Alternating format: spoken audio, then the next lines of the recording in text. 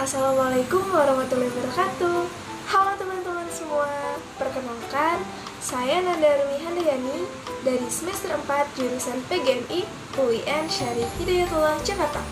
Pada kesempatan kali ini, saya mau mengajak teman-teman semua untuk mengulas materi selama satu semester dengan waktu kurang dari 1 jam, yaitu mata kuliah Bahasa dan Sastra Indonesia di semester 4. Kira-kira bisa nggak ya? Oke, tanpa berlama-lama, let's go! Pada mata kuliah Bahasa dan Sastra Indonesia di semester 4 ini, kita mempelajari 12 materi pokok nih teman-teman, yaitu ada deskripsi benda, kemudian identifikasi diri, kalimat sapaan, dialog, prolog, dan epilog, jenis-jenis bacaan dan tata cara membaca petunjuk, kemudian cara membaca puisi dan prosa, lalu ada menulis tegak bersambung, ringkasan, parafrase, surat resmi dan surat pribadi, yang ke-11 ada formulir dan kwitansi, dan yang terakhir yaitu tata cara menulis naskah pidato. Langsung aja kita ulas secara singkat dan cepat satu persatu. Oke teman-teman, kita memasuki materi yang pertama yaitu deskripsi benda. Kalian pasti pernah mendengarkan kata benda atau yang juga disebut dengan nomina. Kata benda adalah salah satu jenis kata yang sering ditemui dalam sebuah karya sastra maupun tulisan resmi bahasa Indonesia. Nah, berdasarkan keberadaannya, kata benda ini terbagi menjadi 3 segi sudut pandang teman-teman, yaitu segi semantik, sintaksis, dan juga bentuknya. Nah, kalau semantik itu, kata benda ini berupa konsep, pengertian, hewan, manusia, dan juga benda. Contohnya, dokter, toples, botol, kucing, dan lain-lain. Nah, untuk segi sintaksis itu, kata benda harus memenuhi beberapa ciri, diantaranya apabila predikatnya berupa kata kerja, maka kata benda atau nomina akan menduduki, yaitu suatu subjek, objek, maupun pelengkap. Contohnya, pemerintah akan memantapkan pembangunan. Nah, di sini kan predikatnya ini berupa kata kerja, maka pemerintah di sini adalah kata benda. Kemudian beberapa ciri yang kedua yaitu kata benda atau nomina bisa diikuti dengan kata sifat atau adjektiva. Nah, kata sifat ini baik yang secara langsung maupun di antara kata hubung yang.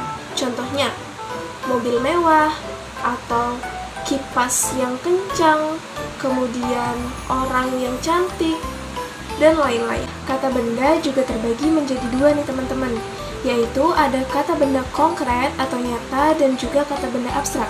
Kata benda konkret artinya juga adalah kata benda yang bisa dilihat oleh panca indera kita. Kemudian jika abstrak itu sebaliknya, yaitu kata benda yang tidak bisa ditangkap oleh panca indera. Contoh dari kata benda konkret seperti buku, tas, baju, meja, dan lain-lain. Sedangkan kata benda abstrak berupa kecantikan, kesejahteraan, ketulusan, kemerdekaan, dan juga yang lainnya. Kemudian materi yang kedua yaitu identifikasi diri. Identifikasi diri adalah cara seorang individu memahami dan menyadari keunikan dan perbedaan yang dimilikinya. Dan identifikasi diri ini memberikan arah dan tujuan kepada individu tersebut untuk kemajuan dirinya. Cara menuliskan identitas seseorang dimulai dari menuliskan nama diri, keluarga, pangkat akademik, dan juga status sosial. Tentunya, identitas setiap orang ini berbeda-beda teman-teman. Dimulai dari nama diri, setiap orang yang berbeda-beda. Kemudian ada keluarga yang memakai nama kekeluargaan. Lalu, untuk nama dengan pangkat akademik dan sosial ini diperoleh dari kerja keras maupun hal yang dilakukan individu tersebut untuk mendapatkannya. Kemudian, materi yang ketiga yaitu kalimat sapaan. Kalimat sapaan adalah kalimat yang kita gunakan untuk menegur sapa orang yang kita ajak bicara. Ciri-ciri dari kalimat sapaan ini yaitu pada awal huruf ditulis dengan huruf kapital, kemudian disesuaikan dengan situasi dan kondisi, dipengaruhi oleh adat istiadat dan juga status sosial. Contohnya, kalimat sapaan kepada orang yang lebih tua. Selamat pagi Bu. Kemudian, kalimat sapaan kepada teman sebaya. Halo Rani, apa kabar? Selanjutnya kita beralih ke materi yang keempat, yaitu ada dialog, prolog, dan epilog. Dialog adalah percakapan antar tokoh, yaitu antara 2 orang atau lebih. Kemudian prolog adalah awalan ataupun kalimat pembuka dalam sebuah pementasan. Sedangkan epilog adalah kata penutup atau akhiran yang biasanya berisi kesimpulan dari pengarang mengenai sebuah cerita. Nah, dalam dialog ini terdiri dari 3 struktur, yaitu ada orientasi atau awalan, komplikasi atau permasalahan, dan terakhir ada resolusi. Untuk menyusun sebuah dialog, tentunya pengarang harus menentukan dulu topik, tokoh, dan juga menyusun butir-butir dialog. Sedangkan dalam prolog, terdiri dari 3 struktur atau maupun unsur yang meliputi tokoh, kemudian latar tempat dan waktu, dan juga latar belakang. Selanjutnya kita masuki materi yang kelima, yaitu jenis-jenis membaca dan cara membaca petunjuk. Nah, membaca adalah suatu kegiatan yang dilakukan seseorang yang ingin menjadikan dirinya lebih maju dan menambah wawasan dan ilmu pengetahuannya. Membaca juga merupakan cara bagaimana seseorang memahami sebuah tulisan dengan bahasa tertentu yang disampaikan oleh penulis kepada pembacanya. Untuk menjadi pembaca yang baik, seseorang itu harus memahami apa yang dibacanya, mengetahui apa yang dia baca, mampu menguasai berbagai teknik kecepatan membaca, dan juga mengetahui berbagai media cetak membaca. Nah, membaca juga memiliki beberapa jenisnya teman-teman, yaitu ada teknik membaca cepat, membaca sekilas, membaca intensif, ekstensif, membaca nyaring, dan juga membaca memindai. Petunjuk adalah suatu tanda untuk menunjukkan dan memberitahu, sedangkan pemakaian adalah proses, cara, dan penggunaan. Jadi, petunjuk pemakaian adalah tanda yang menunjukkan suatu kegunaan dari barang dan juga produk. Selanjutnya, kita memasuki bab yang ke-6, yaitu cara membaca puisi dan prosa. Nah, apa sih puisi dan prosa itu? Puisi adalah ragam karya sastra yang terikat oleh rima, irama, larik, dan juga bait. Sedangkan prosa adalah salah satu jenis karya sastra yang penulisannya bebas dan tidak terikat oleh aturan seperti puisi tadi. Nah, jenis-jenis puisi itu ada puisi naratif dan juga deskriptif. Sedangkan jenis-jenis prosa itu ada prosa lama dan juga prosa baru. Prosa lama antara lain berupa sejarah, kisah, dongeng, dan juga hikayat. Sedangkan prosa baru itu ada cerpen, kemudian ada novel, ada resensi, ada esai, dan juga biografi. Cara membaca puisi yang baik antara lain yaitu harus menggunakan lafal dan intonasi yang tepat dan juga indah, kemudian ekspresi yang sesuai. Kemudian cara membaca teks, contohnya seorang pembaca berita. Berarti dia harus membaca sebuah berita dengan memperhatikan artikulasi ataupun lafal, intonasi, mimik, serta volume yang tepat. Nah, untuk teks bacaan sendiri terbagi menjadi 3, yaitu ada paragraf naratif yang berupa cerita, paragraf ekspositori yang berisi penjelasan mengenai suatu topik, dan juga paragraf ringkasan. Nah, untuk ringkasan ini biasanya terdapat di akhir sebuah bab yang berisi pokok uraian secara singkat. Selanjutnya kita memasuki materi yang ke-7, yaitu menulis tegak bersambung. Menulis tegak bersambung merupakan bagian dari 4 aspek keterampilan bahasa Indonesia. Menulis tegak bersambung juga merupakan keterampilan dasar yang perlu dikuasai oleh siswa di kelas rendah. Hal ini bertujuan agar siswa terbiasa menulis dengan rapi dan indah.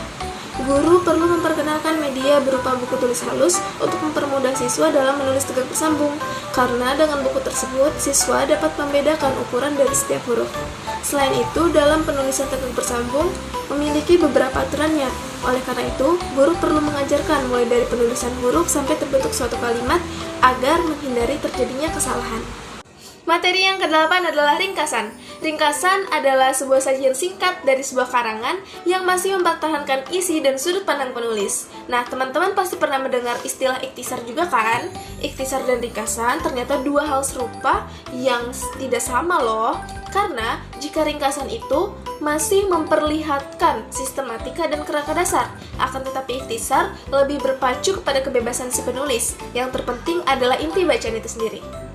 Langkah-langkah untuk meringkas antara lain yang pertama, kita membaca terlebih dahulu naskah asli, kemudian menuliskan gagasan utama, lalu membuat kerangka ringkasan, dan menambahkan keterangan pada setiap ringkasan jika diperlukan.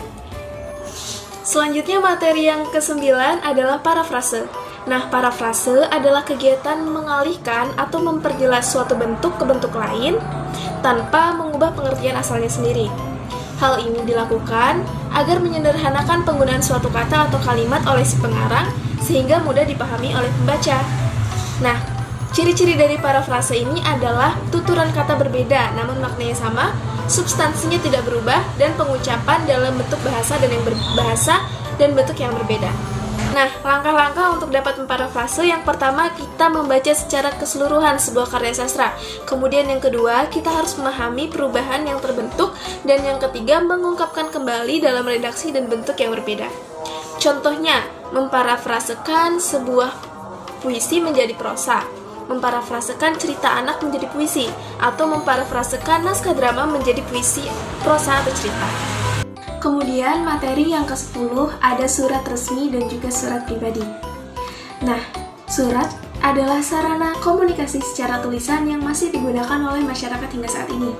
Surat dibedakan menjadi dua, yaitu surat resmi dan juga surat pribadi. Nah, surat resmi adalah surat yang digunakan secara resmi, yaitu baik urusan perorangan, instansi maupun organisasi. Di samping itu, surat pribadi adalah surat yang biasanya mencakup urusan atau masalah pribadi yang digunakan seseorang untuk berkomunikasi dengan teman sejawat, keluarga, kerabat, dan lain-lain. Karakteristik dari surat resmi antara lain yaitu menggunakan bahasa resmi atau baku. Kemudian dia menyertakan kop surat, alamat surat, salam pembuka dan salam penutup, menggunakan ragam bahasa yang resmi, dan juga biasanya dia menggunakan cap atau stempel dari sebuah lembaga atau organisasi. Sedangkan untuk surat pribadi kebalikan dari surat resmi. Tidak ada kop surat, tidak ada nomor surat, menggunakan salam pembuka yang bervariasi, menggunakan ragam bahasa santai dan sehari-hari, dan juga tidak menggunakan stempel ataupun cap organisasi.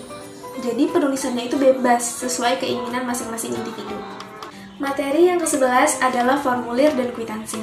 Formulir adalah pertanyaan formal yang harus kita isi, atau secara sederhana, formulir adalah lembaran kertas yang berisi daftar pertanyaan yang harus kita isi yang meliputi data dan informasi mengenai diri kita. Nah, sedangkan kwitansi adalah bukti transaksi, penerimaan, dan penyerahan uang. Formulir bisa berbentuk formulir pendaftaran, pembuatan kartu, kemudian keanggotaan baru, atau riwayat hidup.